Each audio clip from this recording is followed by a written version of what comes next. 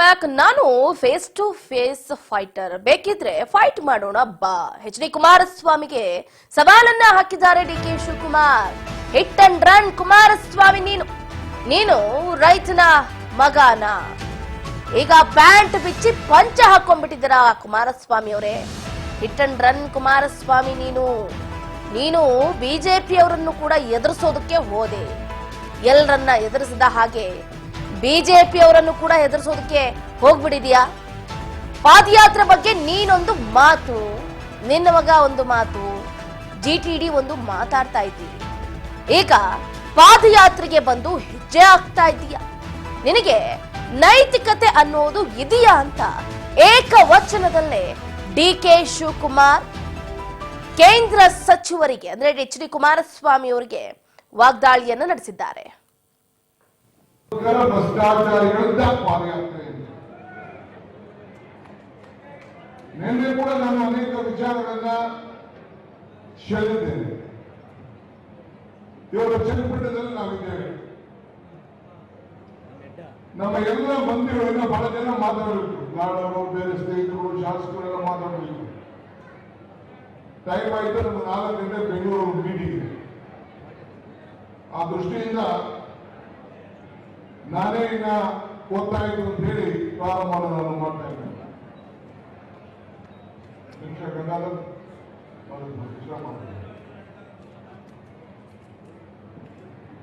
ಈ ಅವಕಾಶ ಇಂದಿರಾ ಗಾಂಧಿಯವರು ಒಂದು ಮಾತು ಹೇಳಿದ್ದಾರೆ, ಅವಕಾಶಗಳನ್ನು ನಿಮ್ಮನ್ನ ಹುಡುಕೊಂಡು ಬರೋದಿಲ್ಲ, ನೀವೇ ಅವಕಾಶಗಳನ್ನು ಸೃಷ್ಟಿಸಿಕೊಳ್ಬೇಕು ಅಂತೇಳಿ. ಹಾಗೆ ಈ ಪಾದಯಾತ್ರೆಯನ್ನ, ಈ ಪಾಪ ವಿಮೋಚನಾ ಪಾದಯಾತ್ರೆಯನ್ನ ಪ್ರಾರಂಭ ಮಾಡಿ ನಾವು ಬಿಜೆಪಿ ಮತ್ತು ಜನತಾದಳರು ಅವರ ಅವಧಿಯಲ್ಲಿ ಮಾಡಿದಂತಹ ಪಾಪದ ಕೂಸಿಗೆ ಕೊಡಕ್ಕೆ ಇವತ್ತು ಉತ್ತರವನ್ನ ಕೊಡಿ ಅಂತ ಕೇಳುವಂತ ಒಂದು ಅವಕಾಶವನ್ನು ಮಾಡಿಕೊಟ್ಟು ಇಡೀ ರಾಜ್ಯಕ್ಕೆ ಅವರ ಪಾಪದ ಕೊಡದಲ್ಲಿ, ಭ್ರಷ್ಟಾಚಾರದಲ್ಲಿ ಏನೇ ತೊಡಗಿದ್ದಾರೆ. ಬಿಜೆಪಿಯ ಕುಟುಂಬದವರು, ಬಿಜೆಪಿಯ ಮಂತ್ರಿಗಳು, ಕುಮಾರಸ್ವಾಮಿ ಕುಟುಂಬದವರು ಎಲ್ಲ ಸೇರಿ ಏನು ತೂಕ ತೇಲಾಡ್ತಾ ಇದ್ದಾರೆ, ಅದಕ್ಕೆ ಇವತ್ತು ನಾವು ಉತ್ತರವನ್ನ ಕೇಳುವಂತಹ ಒಂದು ಅವಕಾಶವನ್ನು ಗಮನಿಸ್ತಾ ಇದ್ದೀರಾ. ಪಾದಯಾತ್ರೆಯ ಬಗ್ಗೆ ಎಚ್ ಡಿ ಕುಮಾರಸ್ವಾಮಿ ಅವರ ವಿರುದ್ಧ DK ಶಿವಕುಮಾರ್ ಅವರು ಯಾವ ರೀತಿ ವಾಗ್ದಾಳಿಯನ್ನ ನಡೆಸ್ತಾ ಇದ್ದಾರೆ ಅಂತ ನಾನು ಹಿಂದೆ ಮುಂದೆ ಮಾತಾಡೋದಕ್ಕೆ ಹೋಗೋದಿಲ್ಲ. ನಾನು ಫೇಸ್ ಟು ಫೇಸ್ ಫೈಟರ್, ನಿಮ್ ತರ ಹಿಂದೆ ಮುಂದೆ ಮಾತಾಡಿಕೊಂಡು ಜೀವನ ನಡೆಸೋದಿಲ್ಲ. ಬೇಕಿದ್ರೆ ಫೈಟ್ ಮಾಡೋದಕ್ಕೆ ಬರ್ತೀರಾ, ಬನ್ನಿ. ಎಚ್ ಡಿ ಕುಮಾರಸ್ವಾಮಿ ಅವರಿಗೆ ಸವಾಲನ್ನ ಹಾಕಿದ್ದಾರೆ DK. Hit and run Kumaraswamy, ನೀನು ರೈತನ ಮಗನ. ಈಗ ಪ್ಯಾಂಟ್ ಬಿಚ್ಚಿ ಪಂಚೆ ಹಾಕೊಂಡ್ಬಿಟ್ರೆ ರೈತರ ಮಗ ಆಗೋಗ್ಬಿಡ್ತಾರ. ಹಿಟ್ ಅಂಡ್ ಕುಮಾರಸ್ವಾಮಿ ಅಂತ ಪದೇ ಪದೇ ಉಚ್ಚರಿಸಿದ್ದಾರೆ. ನೀನು ಬಿಜೆಪಿ ಅವರನ್ನ ಹೆದರಿಸೋದಕ್ಕೆ ಹೋದೆ, ಎಲ್ಲರನ್ನ ಎದುರಿಸಿದ ಹಾಗೆ ಬಿಜೆಪಿ ಅವರನ್ನು ಕೂಡ ಹೆದರಿಸೋದಕ್ಕೆ ಹೋಗಿ ಈಗಾಗಲೇ ಕೇಂದ್ರದಲ್ಲಿ ಒಂದು ಸಚಿವ ಸ್ಥಾನ ಬೇರೆ ಗಿಟ್ಟಿಸ್ಕೊಂಡ್ಬಿಟ್ಟೆ. ಪಾದಯಾತ್ರೆ ಬಗ್ಗೆ ನೀನೊಂದು ಮಾತಾಡ್ತೀಯಾ, ನಿನ್ನ ಮಗ ಒಂದು ಮಾತಾಡ್ತಾನೆ, ಇತ್ತ GT ದೇವೇಗೌಡರು ಒಂದು ಮಾತಾಡ್ತಾ ಇದ್ದಾರೆ. ಈಗ ಪಾದಯಾತ್ರೆಗೆ ಬಂದು ಒಂದು ಹೆಜ್ಜೆ ಹಾಕ್ಬಿಟ್ರೆ ಪಾದಯಾತ್ರೆ ಆಗೋದಿಲ್ಲ. ನಿನಗೆ ನೈತಿಕತೆ ಅನ್ನೋದೇ ಇದ್ರೆ ಬಾ, ಡೈರೆಕ್ಟ್ ಫೇಸ್ ಮಾಡ್ತೀನಿ, ಡೈರೆಕ್ಟ್ ಆಗಿ ಮಾತಾಡ್ತೀನಿ ಅಂತ ಏಕವಚನದಲ್ಲೇ ವಾಗ್ದಾಳಿಯನ್ನ ನಡೆಸಿರುವಂತದ್ದು. ಒಟ್ಟಾರೆಯಾಗಿ ಪಾದಯಾತ್ರೆ ವರ್ಸಸ್ ಜನಾಂದೋಲನ ಜೋರಾಗಿದೆ ಅಂತಾನೆ ಹೇಳ್ಬೋದು. ಯಾವಾಗ್ಲೂ ಕೂಡ ಇವರಿಬ್ಬರದು ಜಗಳ ಇದ್ದದ್ದೇ.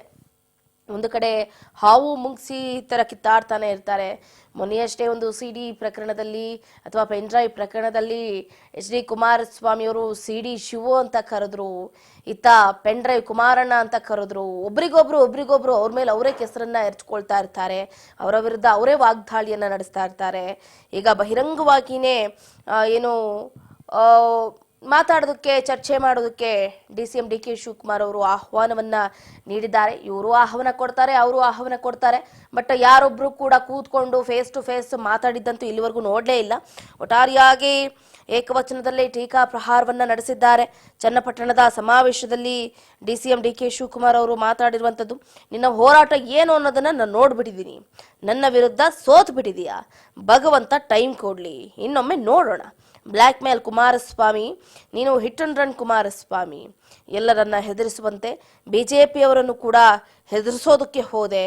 GTD ಕೈಯಲ್ಲೊಂದು, ಮಗನಿಂದ ಒಂದು, ನಿನ್ನದೊಂದು ಸ್ಟೇಟ್ಮೆಂಟ್ ಯಾಕೆ ಅಂತ DK ಶಿವಕುಮಾರ್ HD ಕುಮಾರಸ್ವಾಮಿ ಅವರಿಗೆ ಪ್ರಶ್ನೆಯನ್ನ ಮಾಡಿದ್ದಾರೆ.